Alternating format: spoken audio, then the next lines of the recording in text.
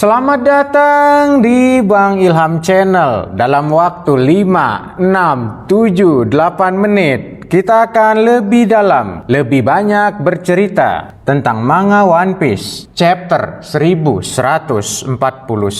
Dan jangan lupa bagi umat muslim untuk tidak meninggalkan puasanya. Selamat menjalankan ibadah puasa. Bagaimana kelanjutannya? Kita langsung aja masuk ke pembahasan. Di wilayah underworld, dunia bawah, dua orang sarjana lulusan negara Wano Kuni, jurusan baku hantam Onigashima. Benar-benar my life is my adventure. Suka mencari masalah baru di setiap petualangan barunya. Di awal kisah, dua orang manusia non-smart people yang gagal membuat hashtag kabur aja dulu menemukan pangeran petaka Loki dalam kondisi sekarat. Sang Yonko yang masih junior baru saja berdamai dengan rasa penasarannya. Sangat tertarik untuk membuka rantai yang menyegel sang pangeran pembawa bencana itu. Namun dia langsung melemah saat menyentuhnya karena reaksi dari batu laut. Tapi untungnya sang wakil kapten masih menggunakan akal sehatnya, melarang sang Yonko yang belum lulus uji sertifikasi BNSP untuk langsung melepas pangeran petaka ini. Walaupun sebenarnya antara keduanya, kapten dan wakilnya, hampir tidak ada perbedaan kecerdasan di antara mereka berdua. Mereka berdua mencoba berdiskusi terlebih dahulu sebelum mengambil sebuah keputusan sulit. Walaupun sebenarnya nggak sulit-sulit amat, karena keduanya sama-sama main karakter. Sementara pangeran petaka Loki, jangan-jangan dia hanya NPC biasa yang sedang menyamar menjadi villain utama. Keputusan Zoro luar biasa bijak. Luffy, sebaiknya kita tidak melepaskannya begitu saja. Aku harus berbicara dulu dengannya. Aku hanya ingin tahu dia orang seperti apa. Kita tidak boleh mengabaikan reputasi buruknya. Tetapi sayangnya langkah selanjutnya Zoro terlalu di luar prediksi judi online.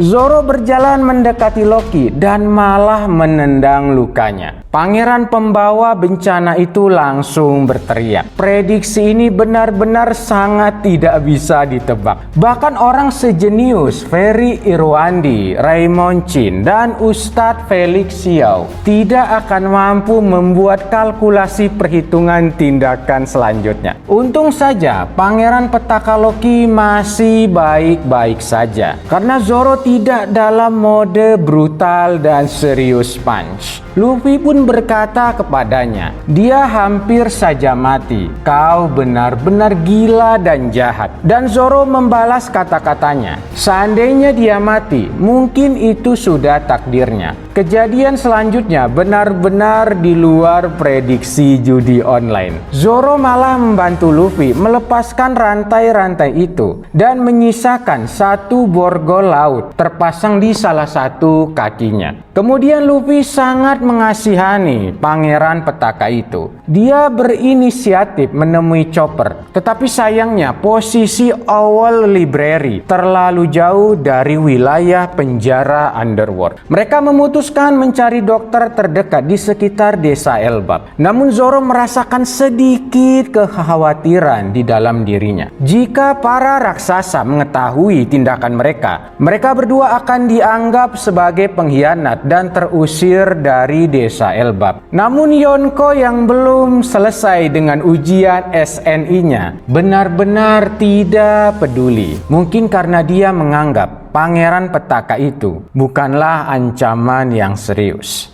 Sang Yonko yang masih junior tidak tahan dengan kondisi sang pangeran petaka ini yang sungguh sangat memilukan dan mengkhawatirkan.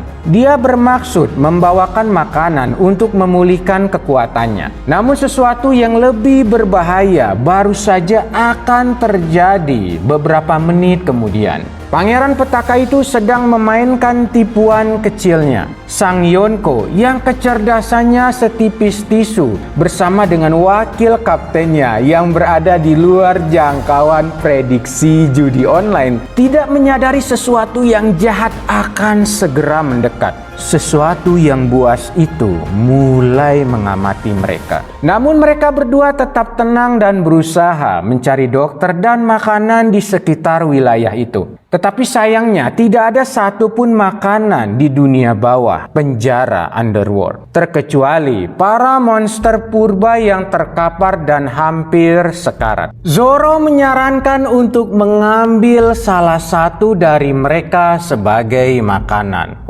Namun Luffy menolak permintaannya dengan nada suara yang cukup tinggi. Jangan pernah berkata seperti itu. Mereka adalah teman-temanku. Aku bakal berburu sesuatu yang lebih baik di gunung. Sepertinya ada yang gagal menjadi nasi kapau atau nasi besek. Setidaknya ini pilihan yang jauh lebih baik dibandingkan memilih zombie-zombie yang ada di Ark Trailer Bark sebagai calon nakama. Namun dengan nada bicara seolah-olah tidak percaya dengan apa yang baru saja dia terima, Zoro berkata kembali, "Hei Luffy, daging tetaplah daging." Luffy pun menegaskan dengan wajah yang agak konyol, dia tidak akan memakan temannya sendiri. Zoro kembali sedikit kebingungan memahami situasi ini. Dia pun mengiyakan kata-kata Luffy. "Baiklah, ini semua salahku." Luffy bergerak menuju desa dan meninggalkan Zoro. Tiba-tiba langkah kakinya terhenti. Hajrudin dan anggota krunya datang dari wilayah Midgard, alam matahari. Namun kapal bajak laut mereka terbalik setelah pijakan awan tidak bisa bertahan di alam kematian atau dunia bawah. Luffy sangat siap melihat situasi ini. Dia mengubah bentuk tubuhnya menjadi mode Gear 3, Gomu Gomu no Fusion. Dia berhasil menyelamatkan rombongan bajak laut Bang Udin. Hajrudin mengetahui maksud dan tujuan dari Luffy dan Zoro. Dia mendapatkan informasi itu dari Road. Road dipaksa membongkar tujuan dan kedatangan mereka berempat di Kastil Owes di hadapan Gerd, salah satu dari awak kru kapal Hajrudin. Hajrudin dengan tegas memberi peringatan kepada Luffy untuk tidak melepaskan pangeran petaka ini. Dia berbicara dengan nada yang penuh cemas, diliputi sedikit ketakutan dan mulai kehilangan kepercayaan diri. Dia berkata tentang masa-masa kecilnya dulu bersama pangeran terkutuk itu. Suaranya terdengar tidak teratur, loki. Dia benar-benar penuh dengan tipu daya. Sifat alaminya dipenuhi dengan banyak hal di luar prasangka, aneh dan berubah-ubah. Semua tindakannya hanya ditunjukkan untuk kesenangan dangkal dan senang bermain-main dengan kekacauan. Kekhawatiran Bang Udin dan para raksasa sudah sangat terlambat. Dua orang bodoh yang terbiasa dengan baku hantam dan tawuran anak-anak geng sekolah sudah siap membebaskan pangeran buas itu. Tetapi mereka benar-benar yakin dan sangat kuat untuk naik ke level selanjutnya.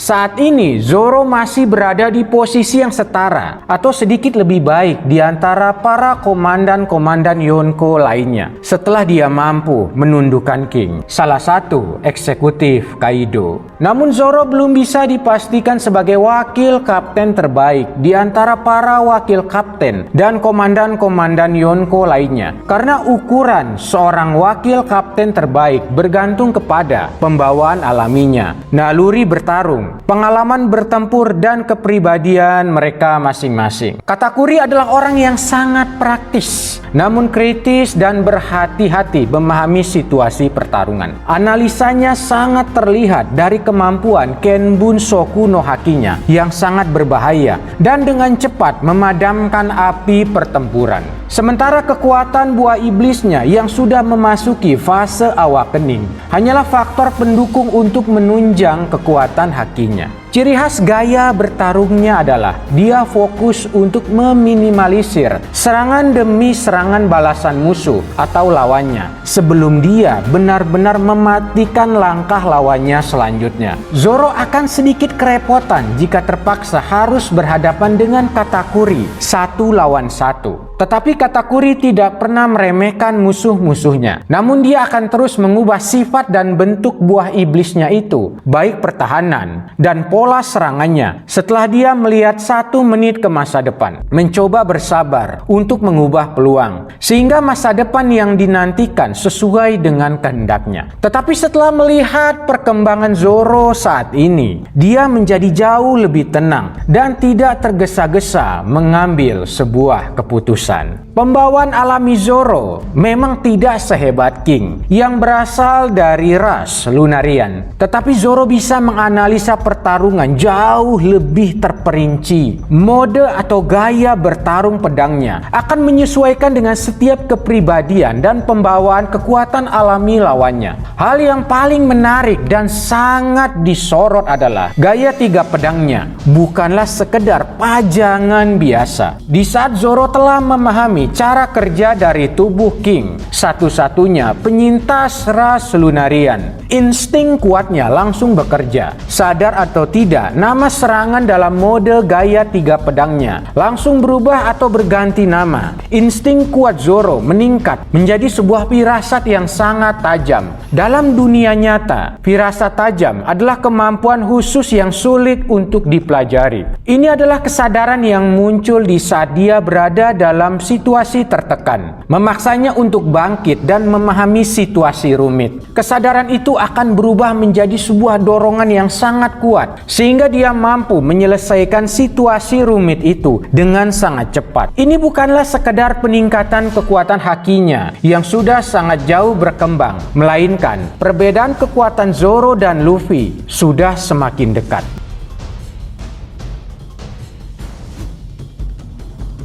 Menurut perjalanan cerita-cerita sebelumnya, Marco adalah satu-satunya wakil kapten yang pernah berhadapan dengan para admiral di perang Marineford. Namun dia tidak pernah berduel secara langsung 1 lawan 1 dengan seorang admiral. Marco sangat beruntung dengan kekuatan buah iblisnya yang mampu membuat dia beregenerasi sangat cepat. Sementara Kizaru tidak terlalu serius menghadapi Marco. Dia hanya tertuju menjatuhkan Yonko Whitebird. Marco berhasil menendang Kizaru dalam mode buah iblisnya. Namun Kizaru tidak mengalami luka apapun. Dia benar-benar bangkit, seolah-olah tidak terjadi apa-apa. Marco tidak benar-benar bertarung dengannya. Dia hanya menahan serangan dan pukulan cahaya milik Kizaru. Ini tidak membuat dirinya setara dengan para admiral.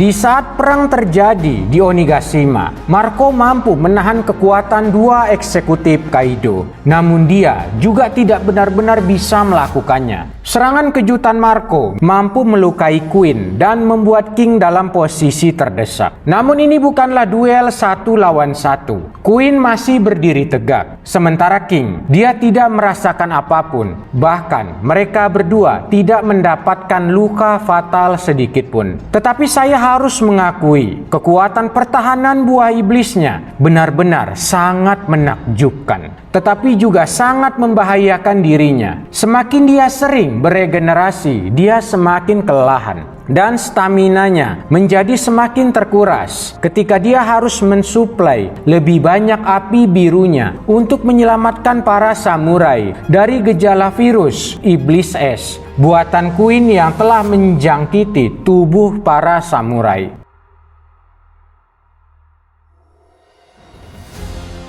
Saya sangat yakin Zoro tidak akan merasakan kekhawatiran jika dia harus berhadapan dengan Marco 1 lawan 1. Marco tidak memiliki pembawaan alami yang menakutkan seperti King. Dia hanya sedikit beruntung dengan kekuatan buah iblisnya. Kemampuan buah iblis Mythical Zoan Tori-Tori Nomi mode Punix seolah-olah membuatnya terlihat abadi dan tidak bisa dikalahkan. Too much power Kenyataannya, King jauh lebih menakutkan. Ras Lunarian dianggap sebagai dewa yang ditakuti dan diakui oleh manusia pada masa yang jauh itu. Sementara Marco sama seperti Katakuri, dia bertarung dengan mengutamakan kekuatan hakinya. Kemampuan buah iblisnya itu adalah faktor pendukung untuk menunjang kekuatan hakinya. Namun, kekuatan buah iblis, Mythical Zoan, miliknya, menyimpan keistimewaan khusus yang membuat Busoso kuno hakinya berjalan dengan sangat baik. Kekuatan buah iblis ini sedikit lebih baik atau diuntungkan dari Mochi Mochi no Mi. Namun di tengah-tengah pertempuran, Marco harus lebih cermat dan berhati-hati dengan firasat tajam Zoro yang semakin lama semakin meningkat. Dan Enma sudah mulai merasakan keberadaan Hawa Haosoku no Hakinya milik Zoro yang mulai mengalir menyelimuti dirinya. Lambat laun, dia akan mengakui Zoro sebagai tuan barunya melebihi Kozuki Oden. Apakah Zoro mampu menghadapi Pangeran Petaka Loki?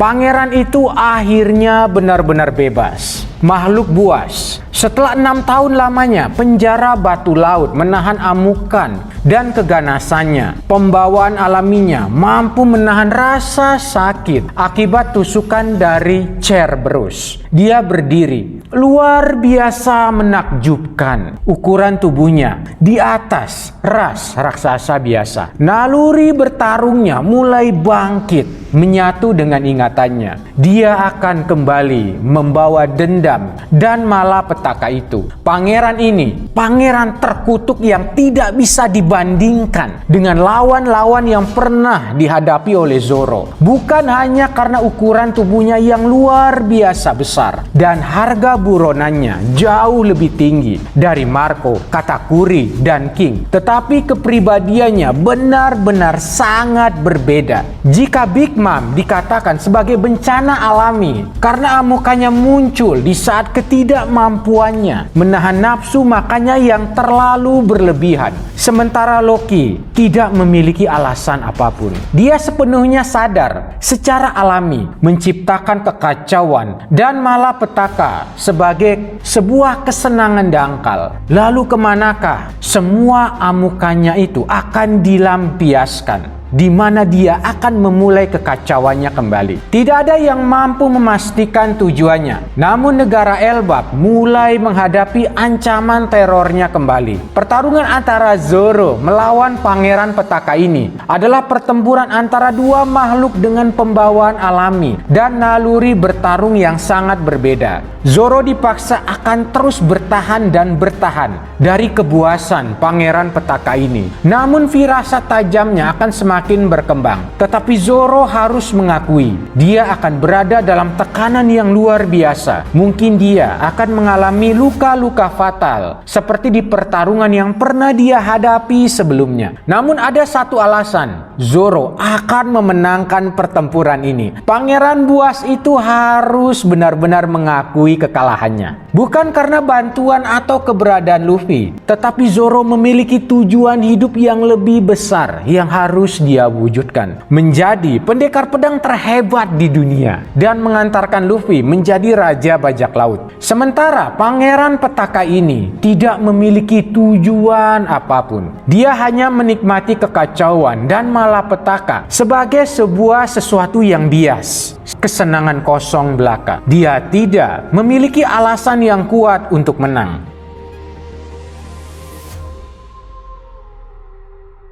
Di tempat dan situasi berbeda, grup tur Pohon Adam, Ripley dan Franky masih berbicara tentang sejarah penting Pohon Harta Karun Adam terkait dengan filosofi negara Elbap. Ripley berkata, pada masa itu, para ras raksasa membangun setiap pemukiman mereka di setiap cabang-cabang pohon harta Adam. Para leluhur tinggal di sana, di cabang-cabang pohon besar itu. Tempat itu dulunya bernama Desa Haugen. Saya mencoba mencari nama Haugen. Ternyata semua jawaban itu mengarah kepada bahasa Jerman kuno dulu. Adalah nama keluarga yang bernama keluarga Haugen.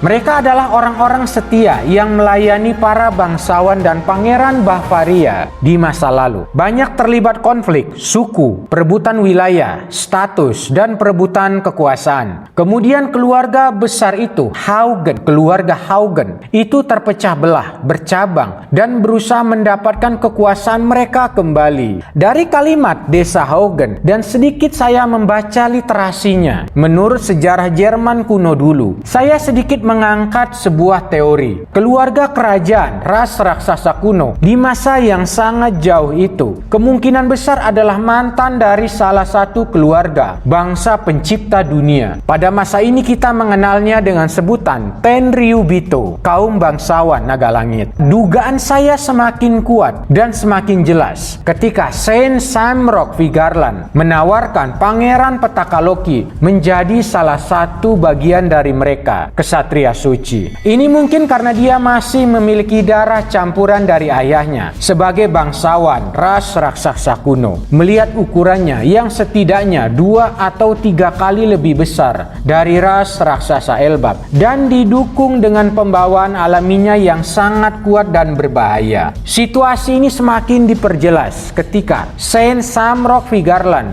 dengan suara yang cukup lantang dan terdengar jelas menjelaskan masa lalu ras raksasa kuno dari negara Elbap. Mereka adalah prajurit bengis yang telah menaklukkan dunia pada zaman dahulu kala dan mereka harus tunduk di bawah komando pemerintah dunia. Saint Samrock Vigarland mengetahui dan memahami sejarah peradaban di masa itu. Para ras raksasa kuno adalah mantan dari salah satu keluarga pencipta dunia, Tenryubito, atau mereka adalah pelayan bagi keluarga bangsawan itu. Bekerja sebagai pasukan atau tentara bayaran yang sangat kuat, diperintahkan untuk menaklukkan semua wilayah yang berada di luar pohon harta Adam hingga menyebar menuju dunia baru, menebarkan teror dan ketakutan, menduduki dan merampas apapun demi melayani tuan mereka, yaitu keluarga bangsa pencipta dunia. Tetapi sekali lagi teman-teman semua, ini hanya teori sederhana yang merujuk dari kalimat desa Haugen menurut literasi bahasa dan sejarah Jerman kuno dulu. Namun lompatan waktu memaksa kerajaan ras raksasa kuno mengubah identitas mereka. Nika datang sebagai sang legenda matahari mengalahkan penguasa peradaban pada masa itu yang terkenal kejam dan bengis. Kemudian dia membimbing dan mengajarkan banyaknya pengetahuan.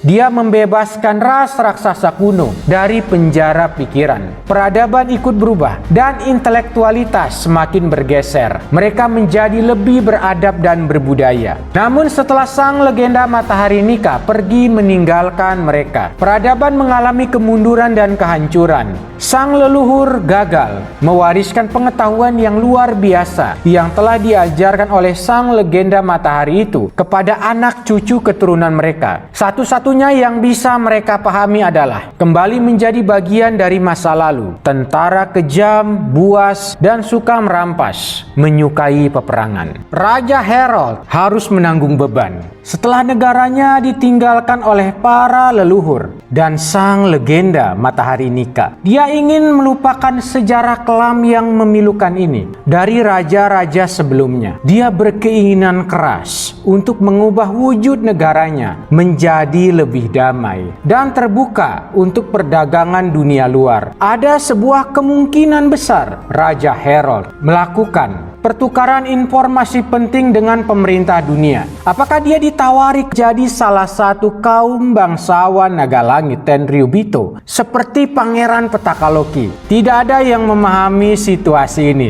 Chapter One Piece masih berjalan. Sekali lagi, ini hanya teori sederhana yang saya cermati dari kalimat desa Haugen menurut literasi bahasa dan sejarah Jerman kuno dulu. Setelah Raja Harold pergi 14 tahun lalu, ras raksasa Elbap semakin kebingungan apakah mereka harus mempertahankan tradisi kemunduran itu atau mengikuti keinginan sang raja yang bijaksana, Raja Harold. Luffy datang sebagai Nika yang baru di saat peradaban negara Elbap mulai mengalami kekosongan dan kemunduran, sementara beban peradaban dan kepemimpinan negara Elbap secara tidak resmi dipegang oleh seorang tetua dari desa bernama Tuan Janggut Gunung Yaruru atau Pahlawan Jarul, seseorang dengan idealisme tatanan militer. Saya sangat terkejut mendengar nama pedang yang tertancap di atas helm Pahlawan Jarul bernama Excalibur. Anehnya, sang pahlawan tidak berani mencabut pedang itu, seakan-akan dia sedang menunggu seseorang yang pantas untuk mencabutnya. Dalam budaya populer, pedang Excalibur adalah pedang magis yang selalu dikaitkan dengan kedaulatan kerajaan Inggris. Pedang yang tertancap di dalam batu, hanya garis keturunan raja yang sah, yang pantas, dan memiliki kekuasaan untuk mencabutnya. Namun dalam penuturan sejarah lainnya, penyihir Merlin pernah berkata, hanya keturunan raja atau seseorang yang pantas, dia sudah diakui dan terpilih oleh kuasa alam atas tindakan dan kekuatannya, pantas memiliki pedang itu. Pahlawan Jarul kelihatannya ingin melindungi pedang tersebut dari tangan Pangeran Petaka Loki. Dia tidak ingin sang pangeran pembawa bencana itu mewarisinya, karena kemungkinan besar pedang tersebut adalah milik dari Raja Harold, dan sepertinya dia ingin menciptakan sebuah skenario membenarkan ramalan itu. Ramalan yang menyebutkan Raja Harold akan dibunuh oleh putranya sendiri. Jadi dia menjadikan pedang tersebut menjadi saksi kunci pembunuhan dan pembantaian itu. Dan ramalan tersebut dibuat seakan-akan telah menjadi kenyataan. Pangeran Petaka Loki hanya dilahirkan sebagai pembawa bencana dan pencipta kekacauan dari setiap kejahilan yang dia lakukan ketika dia dilahirkan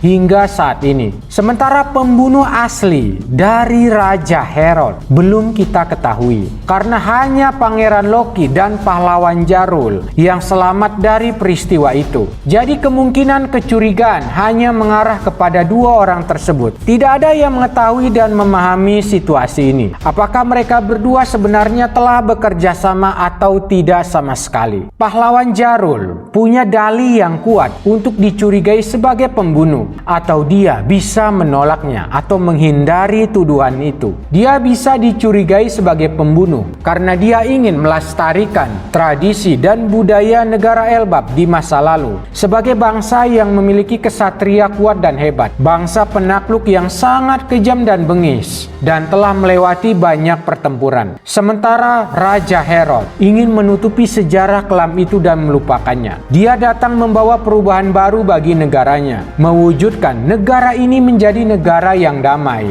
dan terbuka bagi negara lainnya yang ingin melakukan aktivitas perdagangan dengan negara Elbap. Pemikiran Raja Harold dianggap telah membubarkan tradisi lama yang seharusnya diwariskan pada generasi selanjutnya. Dengan nada sedih, sang pahlawan Jarul tidak menyukai perubahan. Dia menginginkan sifat barbar dan tatanan militer negara Elbap tetap melekat di generasi muda ras raksasa Elbap saat ini. Pahlawan Jarul juga punya dalih untuk menghindari dirinya dicurigai sebagai seorang pembunuh. Usianya saat ini 345 tahun. Ukuran tubuhnya 2 kali atau 3 kali lebih besar dari ras raksasa Elbap. Dia mungkin adalah salah satu keturunan dari ras raksasa kuno dan juga mungkin jauh lebih tua dari Raja Harold. Dia diakui memiliki jasa yang besar bagi negaranya, sehingga dia pantas disebut sebagai pejuang hebat, tak lekang oleh waktu dan kesempurnaan atas jasa-jasanya. Para kesatria ras raksasa Elbap mengakui dirinya sebagai pahlawan.